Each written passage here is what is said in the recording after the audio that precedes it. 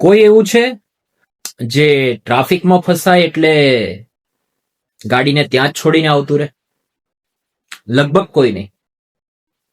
ખબર છે કે થોડા જ સમયમાં રસ્તો ખુલશે અને ત્યાંથી નીકળી જવાશે. જિંદગીમાં જ્યારે વિપરીત પરિસ્થિતિ આવે ત્યારે શું થાય છે? આ નિયમ ભૂલી જવાય છે, ગભરાઈ જવાય છે. જિંદગીમાં પણ સેમ આ જ ટ્રાફિક વાળો નિયમ લાગુ થાય છે. પરિસ્થિતિ દરેકની જિંદગીમાં આવી વિપરીત આવી શકે છે, પણ આ વિપરીત પરિસ્થિતિના સમયમાં થોડો સમય આપી દઈએ એટલે રસ્તા આપોઆપ ખુલી જાય છે. બસ જરૂર છે થોડો સમય આપવાની. થોડો સમય આપીએ એટલે પરિસ્થિતિ આપણા પક્ષમાં થઈ જાય. વાણી મારી, શીખ મહાદેવની.